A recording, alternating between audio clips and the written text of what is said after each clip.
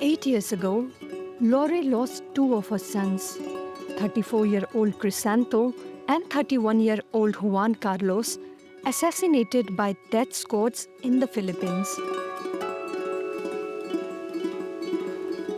They were victims of the so-called war on drugs orchestrated by former President Rodrigo Duterte. Since then, this 70-year-old mother has stood shoulder to shoulder with other parents fighting to hold those behind the extrajudicial executions accountable for their crimes. I know my sons are safe now, in God's hands. But even after all these years, the pain hasn't left me. What hurts the most is that justice still hasn't been served. Even before announcing his presidency in 2016, Rodrigo Duterte promised to eliminate nearly 2 million drug users across the country. His nationwide manhunt left more than 30,000 dead. Many of them were collateral damage or reformed users. Hello. Lore claims her sons had stopped using shabu, a methamphetamine-based drug, a year before their murder. This is Crisanto. This is Crisanto, the eldest. And this is Juan Carlos, the youngest. Before Duterte became president, they had stopped using drugs. They had jobs, one as a security guard, the other doing small contracts. Just a few weeks before their deaths, both her sons had gone to a police station to declare themselves as former users. Although Duterte had promised leniency for those who surrendered, in reality, it served as bait for death squads to create a hit list. My eldest son was watching the news on TV when he saw two bodies lying face down. Even from that position, he recognized his brothers. The police never told us what happened. But the news reported that they had been wrongly accused of a robbery. The autopsy revealed both sons were shot by dozens of bullets. That was when Lore began her fight for justice. After their deaths, she turned to a religious group that, in its early days, helped victims' families cover funeral costs. Hello. Rubeline, one of the group's coordinators, says that since 2018, they have supported more than 100 families. They are also sharing information with the International Criminal Court in connection with Duterte's trial for crimes against humanity. When Duterte was arrested, we couldn't believe it. Mothers of victims kept calling the office asking, "Is it true Duterte has been arrested?" We replied, "We'll check the news." Now we truly hope for a conviction, to remind those in power that they don't have the right to take the lives of ordinary citizens. The volunteer lawyers from Rise Up really helped us, especially in getting the necessary documents, like the police report, the autopsy report. Sometimes it was written that the victim died of a heart attack, while the autopsy revealed gunshot wounds. Hundreds of irregularities have been reported, from forged autopsy and police reports to staged crime scenes. In a country where 80% of the population is Catholic, churches have taken on the role of investigators. Today, members of another church community are going to a cemetery in Manila for an exhumation. Did you find the grave? Randy De Los Santos is the uncle of a young boy, Kian, who was killed as collateral damage in the war on drugs.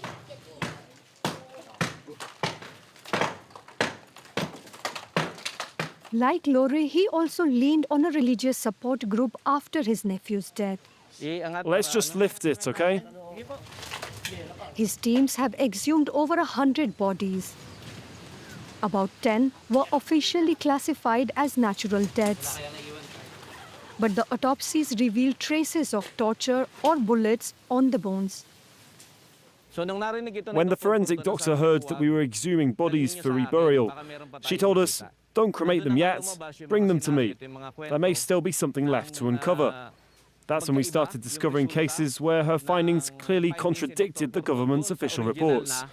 One example is my nephew's case. 5 years after his death, we found a bullet. Yet, here in the Philippines, 2 separate investigations had already been done, one autopsy by police forensics, another by the prosecutor's office.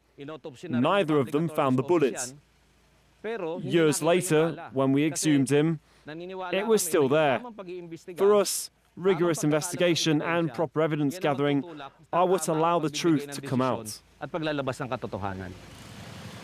Once exhumed, the victims are taken to a Manila hospital where a forensic doctor will spend months examining their remains. These autopsies have already helped us. We brought one family's case to court to correct the cause of death listed on their child's death certificate. Under Duterte's administration, there was hardly any chance for an investigation, except in a few high-profile cases. Maybe now, under this government, there's a chance to get justice. Later, the victims' ashes are laid to rest in a mausoleum built in their memory.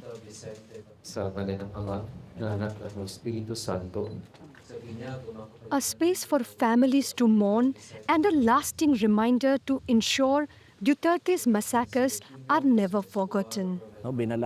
These people were humiliated, falsely accused, labelled in every possible way. Society treated them as if they were a plague, simply because they used drugs. But we shouldn't see them that way. We must recognize them as victims. Since Duterte's arrest last March, the tables have turned.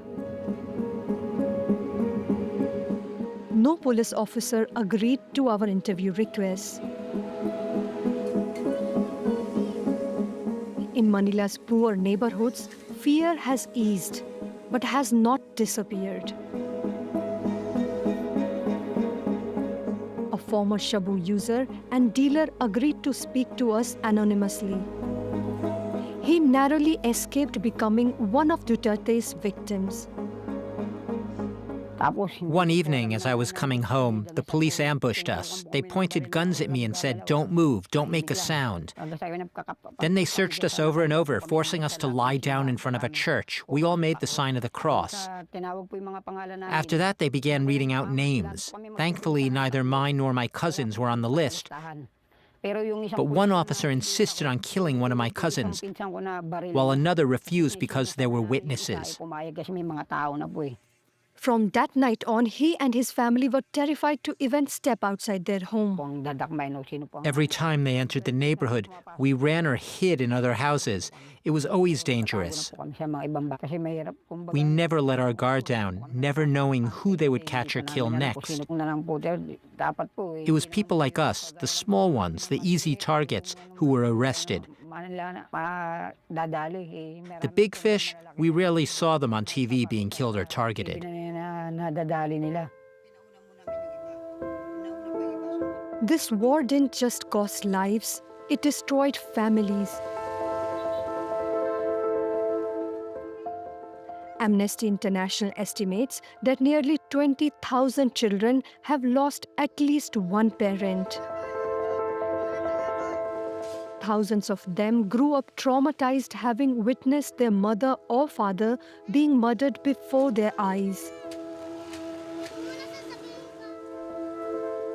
These poor neighborhoods of Manila witnessed nightly raids by death squads at the peak of Duterte's war on drugs. Joanne was about to celebrate her 10th birthday when her father was killed. Can you cook the rice for lunch because I'll be leaving soon? On the night the police raided their home, her mother Lourdes was away. Only her father, brothers, and sisters were there with her. My sister saw them shoot our father. She was holding him tightly, refusing to let go. We were outside with our other siblings because the police had forced us out. She told our father she didn't want to leave, but he reassured her, saying everything would be fine. Then she came outside to join us. Soon after, we heard gunshots. After that, life became very hard. My older sister married very young, and I got pregnant at 15. I think it was because we lacked parental guidance while growing up. Even though our mother was there, we didn't really feel her support. She had to prioritize work to feed us.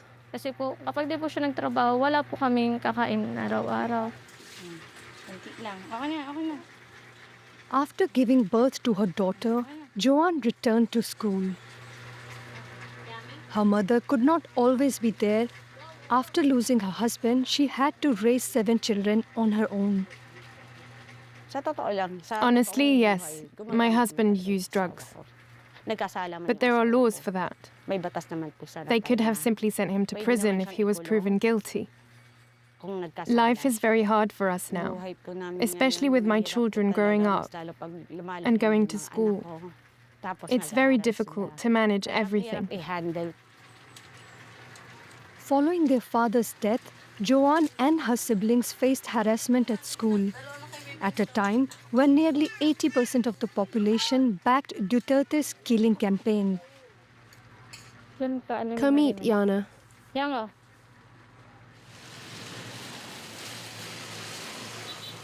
In his witch hunt, Rodrigo Duterte also sought to silence anyone who dared to criticize his policies, like Lisa Gamonet. This former senator spent 7 years in prison. When I assumed officially my position as senator, I wasted no time in filing a resolution with the Senate calling for an inquiry into that phenomenon of extrajudicial killings. Barely 8 months later, in February 2017, they filed those cases against me. 3 drug-related cases, and then the first warrant of arrest was issued. Eventually, ultimately, I was vindicated. And in fact, some of these witnesses actually recanted or took back their testimonies against me.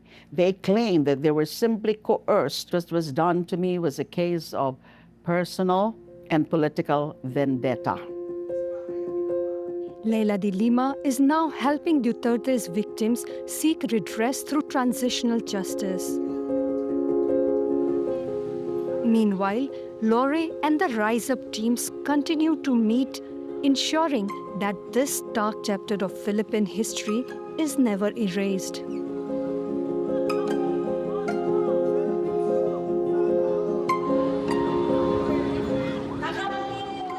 We will get justice in due time. This fight is a fight for our human rights, a fight against the abuse of those in power. Let us shout with conviction, dedication, and courage. Almost 10 years after the former president launched the war on drugs, he is facing charges of crimes against humanity in the International Criminal Court. Behind this trial are years of relentless battles by families who now hope for an end to impunity.